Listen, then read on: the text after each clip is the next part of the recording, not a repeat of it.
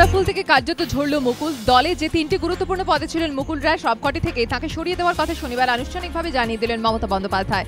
মুকুল রায় ছিলেন তৃণমূলের প্রতিষ্ঠাতা সর্বভারতীয় সাধারণ সম্পাদক, তাকে ওই পদ থেকে সরিয়ে দিলেন মমতা বন্দ্যোপাধ্যায়। পাশাপাশি তৃণমূলের সংসদীয় কমিটির চেয়ারম্যান এবং রাজ্যসভার দলনেতার পদ থেকেও মুকুল রায়কে সরানোর আনুষ্ঠানিক ঘোষণা করা হলো।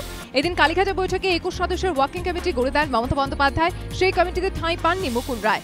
রাজনৈতিক পর্যবেক্ষকদের একাংশের মতে এই মাসের 14 তারিখ মুকুল রায় পাশাপাশি সুব্রত বসুকে দলের সর্বভারতীয় সাধারণ সম্পাদক করে ডানা ছেঁটেছিলেন তৃণমূল নেত্রী, আর তারপর দলের সর্বভারতীয় সাধারণ সম্পাদক, রাজ্যসভার দলনেতা ও সংসদীয় কমিটির চেয়ারম্যান এই তিনটি গুরুত্বপূর্ণ পদ থেকে মুকুলকে সরিয়ে ডানা ছাঁটার প্রক্রিয়া কার্যত সম্পূর্ণ করে ফেলেন মমতা বন্দ্যোপাধ্যায়।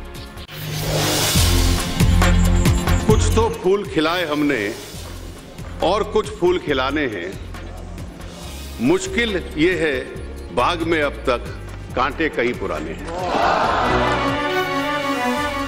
বাজেট প্রস্তাব পেশ করার শুরুতেই ফুল ফোটানোর আশা জাগিয়েছিলেন কেন্দ্র অর্থমন্ত্রী। তাহলে কি এবার বাড়তি কিছুটা ছাড় মিলবে আয়করের ক্ষেত্রে?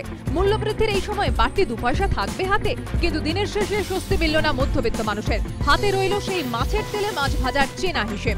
অপরিবর্তিতই রইল ব্যক্তিগত আয়কর ছাড়ের ঊর্ধ্বসীমা। 2.5 লক্ষ টাকা পর্যন্ত বার্ষিক আয় করমুক্ত। 2.5 লক্ষ থেকে 5 লক্ষ পর্যন্ত বার্ষিক আয় কর দিতে হবে 10% হারে। 5 লক্ষ থেকে 10 লক্ষ টাকা বার্ষিক আয় 20% আয়কর। বার্ষিক আয় 10 লক্ষ টাকার বেশি হলে আয়কর দিতে হবে 30% হারে। পাশাপাশি সম্পত্তি কর তুলে দিয়ে বার্ষিক 1 কোটি টাকার উপর যাদের আয়, তাদের উপর বসানো হয়েছে 2% অতিরিক্ত সারচার্জ। প্রত্যাশা পূরণ না হওয়ায় খুশি নয় সাধারণ মানুষ। ব্যক্তিগত আয়কর ছাড়ের ঊর্ধ্বসীমা অপরিবর্তিত থাকলেও মধ্যবিত্তকে বিনিয়োগে উৎসাহী করতে বেশ কিছু রাস্তা দেখিয়ে দিয়েছেন জেটলি। করমুক্ত স্বাস্থ্য বীমা 15,000 থেকে বেড়ে হয়েছে 25,000 টাকা। প্রবীণদের জন্য করমুক্ত স্বাস্থ্য বীমার ঊর্ধ্বসীমা 30,000 টাকা। প্রতিবন্ধীদের ক্ষেত্রে এই ছাড় আরও 25,000 বেশি। 80 বছরের ওপর বয়স্কদের ক্ষেত্রে বীমা না থাকলে 80,000 পর্যন্ত চিকিৎসায় মিলবে আয়কর ছাড়। এছাড়াও পেনশন ফান্ডে আয়কর ছাড় 1 লক্ষ টাকা থেকে বেড়ে 1.5 লক্ষ টাকা করা হয়েছে। পাশাপাশি পরিবহন ভাতা 800 টাকা থেকে বাড়িয়ে করা হয়েছে 1600 টাকা।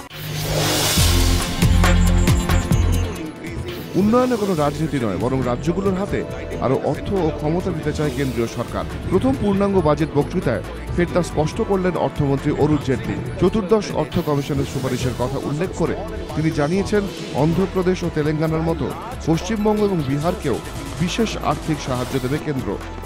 তবে বিশেষ আর্থিক সাহায্য হিসেবে পূর্বাঞ্চলের এই দুই রাজ্য কত টাকা পাবে তা অবশ্য খুলসা করেননি জেটলি। যদিও প্রত্যাশিত পথেই প্রাপ্যের পরিমাণ নিয়ে অসন্তোষ প্রকাশ করেছে তৃণমূল সরকার।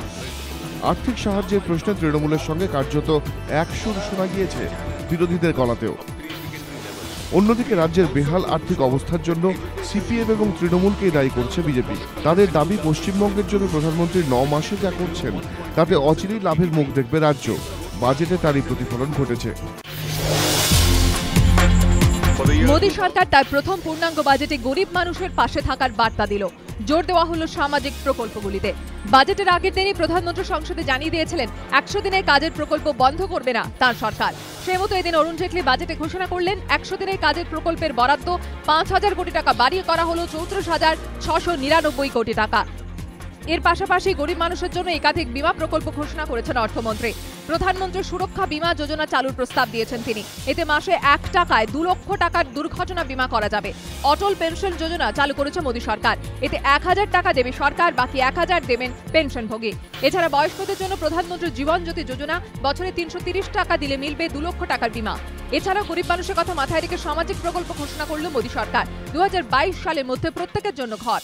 2020 সালের মধ্যে দেশের সব গ্রামে বিদ্যুৎ। দেশের 5টি জায়গায় গড়ে তোলা হবে 4,000 মেগাওয়াটের 5টি বিদ্যুৎ উৎপাদন প্রকল্প।